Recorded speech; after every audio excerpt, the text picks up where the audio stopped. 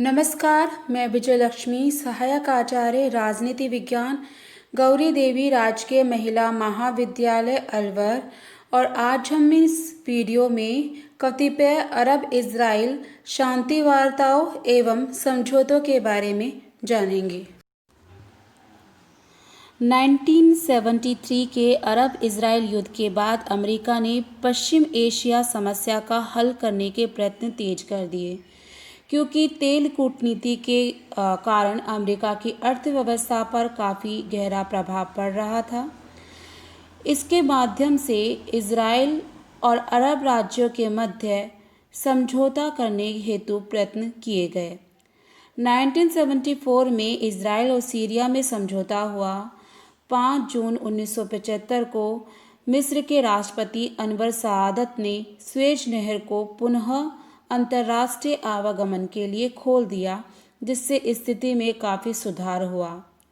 1975 मार्च में अमेरिकी विदेश सचिव डॉक्टर हेनरी किसिंगर ने मध्य पूर्व देशों की यात्रा की।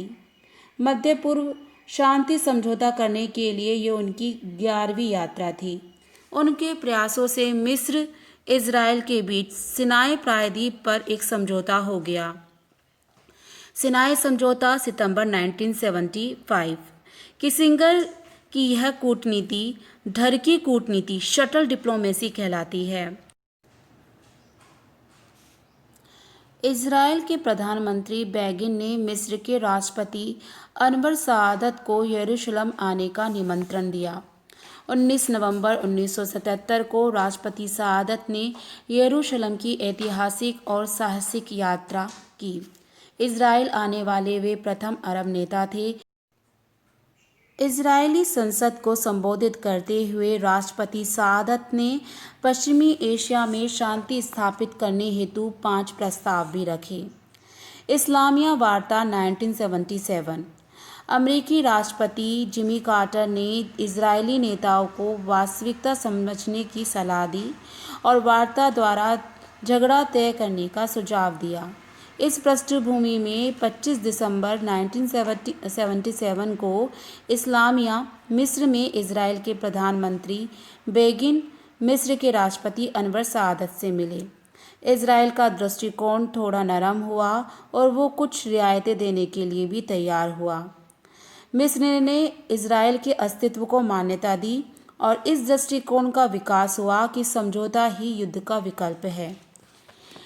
मध्य पूर्व में शांति स्थापित करने हेतु अमेरिकी राष्ट्रपति जिमी कार्टर ने कैंप डेविड में एक शिखर सम्मेलन का आयोजन किया। ये शिखर वार्ताएं 6 सितंबर से 18 सितंबर 1978 तक चली। इस वार्ता में भाग लेने वाले नेता थे अमेरिकी राष्ट्रपति कार्टर, मिस्री राष्ट्रपति अनवर सादत और इज़रायली प्रधानमंत्री बेगिन। 13 दिन की इस शिखर वार्ता में कई गतिरोध उत्पन्न हुए, लेकिन कार्टर की सदप्रयासों से ये वार्ता सफल हुई और 18 सितंबर 1978 को समझौते पर हस्ताक्षर हो गए। इस समझौते में 2 दस्तावेज हैं। पहला पूर्ण शांति संधि से संबंधित दस्तावेज और दूसरा मिस्र तथा इज़राइल के मध्य शांति संबंधित दस्तावेज। अगस्त 2020 में इज़राइल और संयुक्त अरब अमीरात ने ऐतिहासिक द अब्राहम एकॉर्ड के तहत पूर्ण राजनीतिक संबंध स्थापित करने के लिए सहमति व्यक्त की। ऐसी घोषणा करने वाला यूएई खाड़ी क्षेत्र का प्रथम और तीसरा अरब देश है जिसके इज़राइल के साथ सक्रिय राजनयिक संबंध है। इससे पूर्व मिस्र ने और जॉर्डन ने इज़राइल के साथ शांति समझौते किए थे। संयुक्त अरब अमीरात और इज़राइल दोनों पश्चिम एशिया में संयुक्त राज्य अमेरिका के सहयोगी देश हैं। द अब्राहम एकॉर्ड, इसे इज़राइल यूएई शांति समझौता के रूप में भी जाना जाता है। ये इज़राइल द्वारा फिलिस्तीनी क्षेत्रों को अपने हिस्से में जोड़ने की योजना को निलंबित कर देगा। वेस्ट बैंक इज़राइल और जॉर्डन के बीच में स्थित है। इसका प्रमुख शहर फिलिस्तीन की वास्तविक प्रशासनिक राजधानी रमल्ला है। इज़राइल के 6 दिवसीय अरब इज़राइली युद्ध 1967 में इसे अपने नियंत्रण में ले लिया था और बाद में वहाँ अपनी बस्तियाँ स्थापित की। संयुक्त राज्य अमेरिका, संयुक्त अरब अमीरात और इज़राइल द्वारा एक संयुक्त बयान जारी किया गया जिसमें कहा गया कि आने वाले हफ्तों में प्रतिनिधिमंडल सीधी उड़ानों, सुरक्षा, दूरसंचार, ऊर्जा, पर्यटन और स्वास्थ्य देखभाल के सौदों पर हस्ताक्षर करेंगे। समझौतों के कारण वर्ष 1971 से संयुक्त अरब अमीरात फिलिस्तीनियों की भूमि पर इज़राइल के नियंत्रण को मान्यता नहीं देता था। हाल ही के वर्षों में ईरान के साथ साझा दुश्मनी और लेबनान के आतंकवादी समूह हिजबुल्लाह के कारण खाड़ी अरब देशों और इज़राइल के बीच निकटता आ गई। आतंकवादी समूह मुस्लिम ब्रदरहुड और हमास के कारण भी दोनों देशों के बीच निकटता बढ़ी है। इस समझौते में अमेरिकी राष्ट्रपति डोनाल्ड ट्रंप की महत्वपूर्ण भूमिका रही।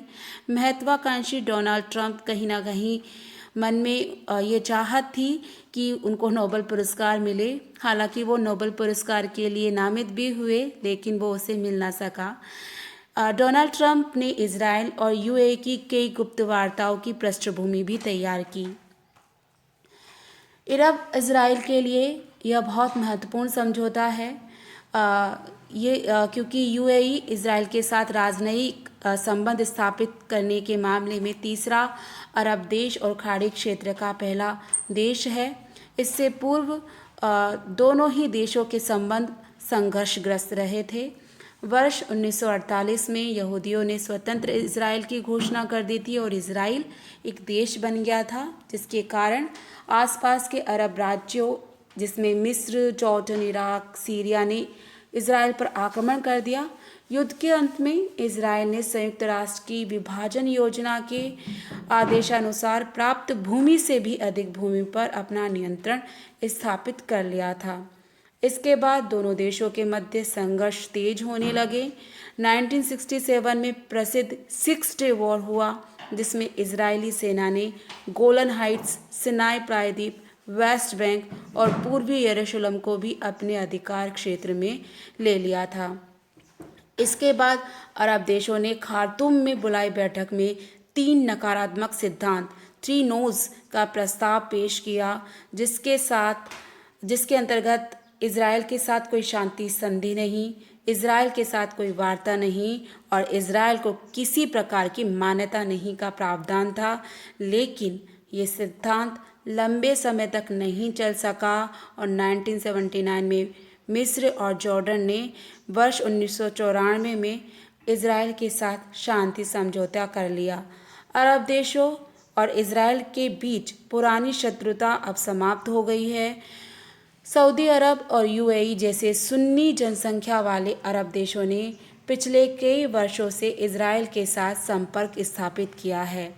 अरब देश इस तथ्य को समझ रहे हैं कि यूएसए और उनकी सैन्य या वित्तीय सहायता करने में अपने हाथ पीछे खींच रहा है। ऐसे में ईरान की बढ़ती शक्ति का मुकाबला करने के लिए इज़राइल के साथ संबंधों को मजबूत करना पड़ेगा। इस समझौते के अंतर्गत वैश्विक प्रतिक्रिया भी हमें देखने को मिल रही है। इज़राइल प्रस्तावित समझौते और वेस्ट बैंक के अलावा अन्य क्षेत्रों में फिलिस्तीनियों को सीमित स्वायत्तता प्रदान करते हुए इज़राइल ने वेस्ट बैंक के बड़े हिस्से पर कब्जा करने की अपनी योजना को सस्पेंड कर दिया है। ये घोषणा इज़राइल के अरब देशों के साथ संबंधों की निकटता को सार्वजनिक रूप से स्वीकार करती है। इज़राइल का मानना है कि यह समझौता इज़राइल के प्रधानमंत्री बेंजामिन नेतन्याहू को एक ऐसे समय में राजनीतिक रूप से मदद कर सकता है जब इज़राइल की गठबंधन सरकार को अनेक चुनौतियों का सामना करना पड़ रहा है।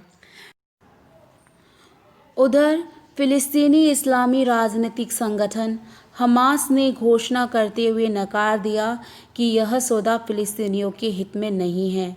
फिलिस्तीन स्वतंत्रता संघर्ष अरब राष्ट्रों के विश्वास और सहयोग पर आधारित था।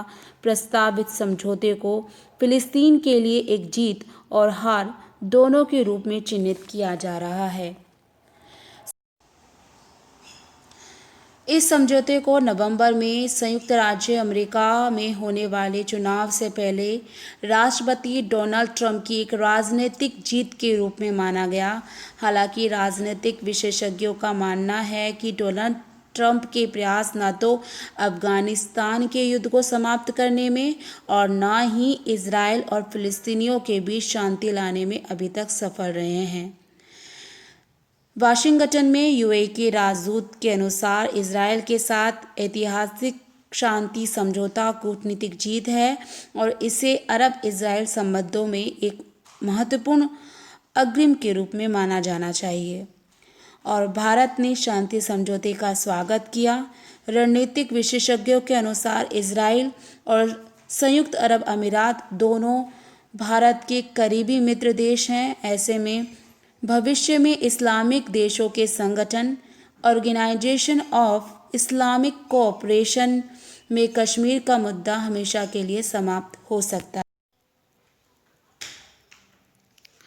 ये समझौता मध्य पूर्व में शांति के लिए एक ऐतिहासिक और महत्वपूर्ण कदम है। मध्य पूर्व को दो सबसे अधिक प्रगतिशील और उन्नत अर्थव्यवस्थाओं के बीच प्रत्यक्ष संबंध शुरू होने से आर्थिक विकास के साथ ही पीपल टू पीपल कॉन्टैक्ट को आगे बढ़ाने में मदद मिलेगी। विश्व शांति और सुरक्षा के लिए यह आवश्यक है कि पश्चिमी एशिया की समस्या का जितना शीघ्र हो सके समाधान किया जाए और फिलिस्तीनी लोगों के आत्मनिर्णय और स्वतंत्रता के अधिकार का सम्मान किया जाए। संयुक्त राज्य अमेरिका को चाहिए कि वो इजराइल को इस बात के लिए तैयार करे कि फिलिस्तीन की समस्या के समाधान के लिए वो आगे आए और विश्व जनमत का सम्मान करते हुए फिलिस्तीनियों के लिए एक अलग राज्य के निर्माण की प्रक्रिया का भाग बने। इजराइल को ऐसे विश्व जनमत का सम्मान करना चाहिए, परंतु इसके साथ ही अरब देशों और फिलिस्तीन देश के लोगों को इजराइल के अस्तित्व को पूर्ण रूप में स्वीकार करना चाहिए। वर्तमान अंतर्राष्ट्रीय व्यवस्था में इजराइल एक छोटा परंतु शक्तिशाली प्रभुसत्ता संपन्न राज्य है। इस तथ्य को कोई भी अस्वीकार नहीं कर सकता और न ही किसी को ऐसा करना चाहिए। आज के वीडियो में इतना ही। धन्यवाद।